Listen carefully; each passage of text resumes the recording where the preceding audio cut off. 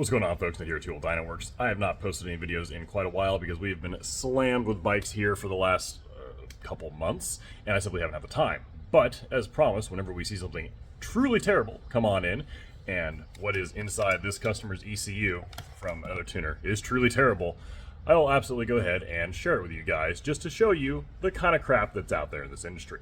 Now, what I've got here next to my lunch is a customer's 6th Gen ZX10, of which we have flashed several hundred of over the years since they've been released in 2021. And if I go ahead and read the note here that he included with it, he says 23 Kawasaki ZX10, full Acra, block off plates, pair valve deletes, sprint air filter, currently dyno tuned by, I'm not going to say. Currently have an engine code for air valve solenoid, hoping to get that shut off and cleared. Thank you so much. Blah, blah, blah, blah. Contact info. Yada, yada, yada. So, just out of sheer curiosity to see what's going on, I went ahead and did a read on the ECU when it arrived.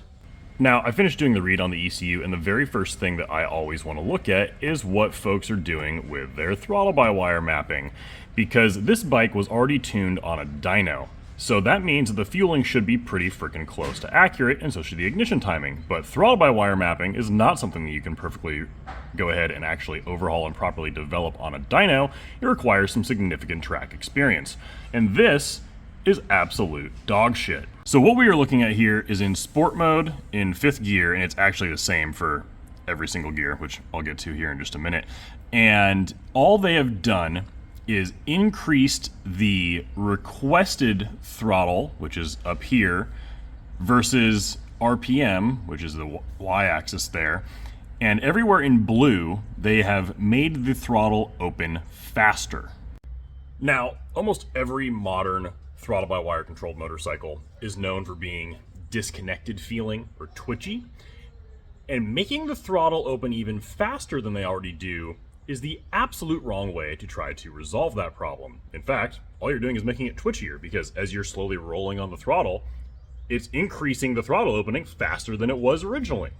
So any professional tuner with any actual racing experience on these bikes, like myself, or any Moto America level data engineer that has feedback from a proper professional motorcycle racer, or even anybody that's worked with any club or local track day organizations, will know that you need to be able to modulate the throttle very softly when you're coming out of a corner on a bike that makes 200 horsepower.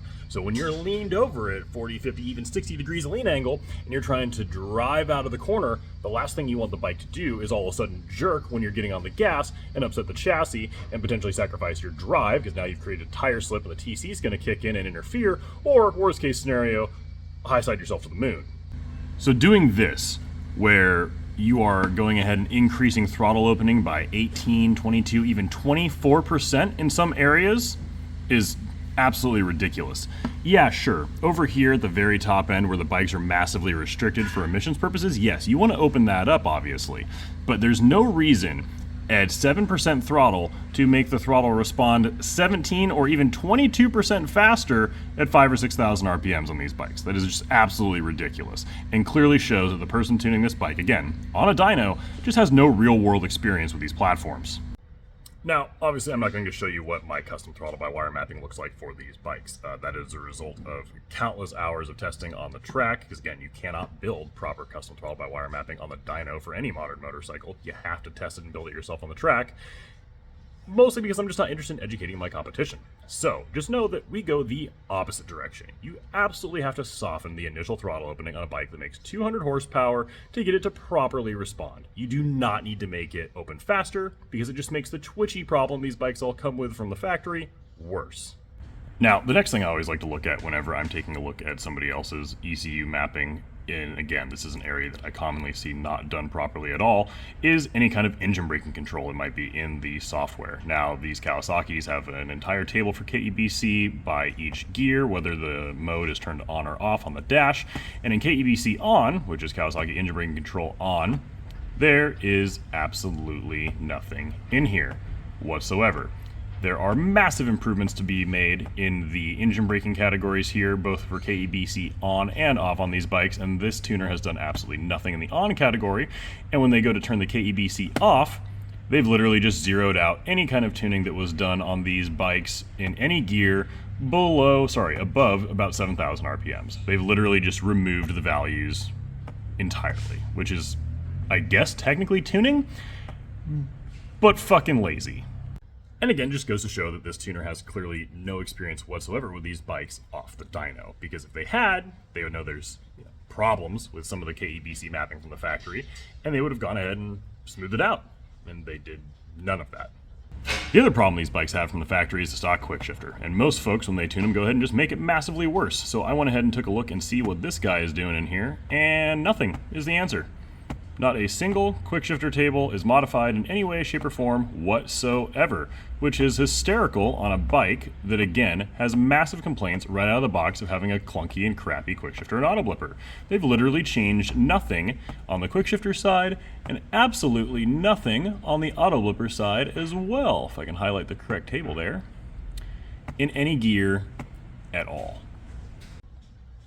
So again, this very popular big name tuner just clearly has never spent any time actually riding these things off their own dyno. Because once again, if they had, or if they gave a shit about the quality of their tuning, they would know there's huge improvements they can make for their customers in these areas.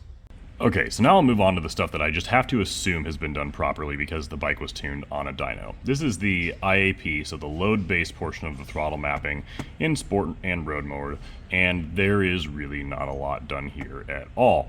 There is only significant trims right here in the idle area, right off throttle, and then for some reason at heavy load right here at like 3,000 and 4,000 RPMs. But again, in the area where these bikes are notoriously twitchy, 5, 6, 7,000 RPMs, in this area here, there's virtually no tuning done whatsoever, and this bike has a full Akrapovic exhaust system, which, even from just the header standpoint alone, flows massively differently than the stock exhaust on these bikes. So 1, 2, 3% trims here is not gonna fucking cut it. And it's essentially the same story if we take a look at the TPS table for fueling. Again, this is in sport and road mode up here. This is the primary table that you're going to be using for really anything after like 10-15% throttle. So we see some pretty big jumps here in fueling, which is normal, 3,000-4,000 RPMs.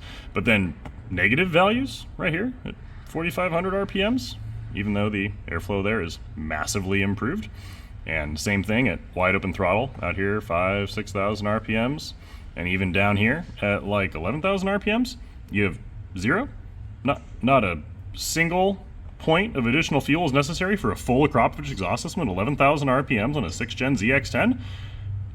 Bullshit. Now again, I'm not going to share any specific fuel values that we use for any of our custom mapping because, well, just not interested in giving competitors an edge over us. Although they could clearly use the help, because at 4,500 RPMs, they're pulling away fuel. On either side of that, at 4,000 and 5,000, they're adding fuel, which means that whatever system they're using to sniff the exhaust or detect AFRs or O2 or Lambda, whatever you want to call it, is fucked. You're not going to have negative values in fueling at 4,500 and positive values in fueling at 5,000. Doesn't make any sense whatsoever. You're also not going to have a full system that flows massively better than stock and have a 0% fuel change at 11,000 RPMs in every gear. That's absolutely asinine to ever assume. I just went ahead and grabbed a random example graph here on our website, and you can see that 11,000 RPMs there, the horsepower is 7, 8, 9-ish more ponies right there. So you need additional fuel in the system to support that additional airflow. I can't even really explain that away, honestly, because anybody that would see from any sort of data logging or wideband system that they'd be picking up a bunch of power and not having to add additional fuel when the bikes aren't already rich in that area to begin with, it's completely fucking nonsense. And lastly, when I took a look at the ignition timing, and it's about as bad as what I would expect to see, judging by what we've already seen in this ECU. The only changes that have been made to this entire table is right down here at full throttle and wide out the limiter, and they've made the ignition timing 33 degrees. Just flat 33 degrees. So that means this tuner didn't find a reason, or just didn't, adjust any ignition timing whatsoever at any other point in the entire operation of the motorcycle other than wide open throttle way out at the top end. And I can tell you from a lot of experience that there are absolutely other areas in the mapping that can be improved by manipulating the ignition timing. You can actually pick up more power sooner by advancing timing further down low. You can actually make the throttle much smoother by retarding timing in other areas. This guy's done any of that. And last but not least, I went ahead and took a look at just the settings that they had checked in the software here. Now, they've got everything normally unchecked or checked that I would do as well, but the one problem the customer was having was that intake flap code, where clearly it's just not checked on the fucking box. It's just a fucking checkbox. Just check it, and your customers will be happy. Now, I bring all this up and share it with you, not to bash these other tuners out there, because again, I'm not even mentioning who these people are at this point. It just creates drama that I don't care to have in my life.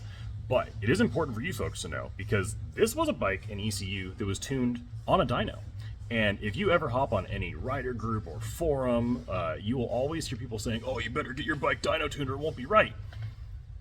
This guy had his bike dyno tuned. I'm sure he paid way more money than just the cost of our mail-in ECU flash, and it's fucked. Because the fueling's not right, the ignition timing is not right, the throttle by wire mapping is a fucking joke, and the guy couldn't even check a simple checkbox for an emissions modification the customer made to their motorcycle. So that generic statement alone of your bike is better being tuned on a dyno than it is with a mail-in ECU flash, especially if it's somebody like us with a mail-in ECU flash that is just beyond tested and proven and tested and proven and tested over and over and over again for every intake and exhaust combination imaginable for these 6th Gen ZX10s. That statement's bullshit.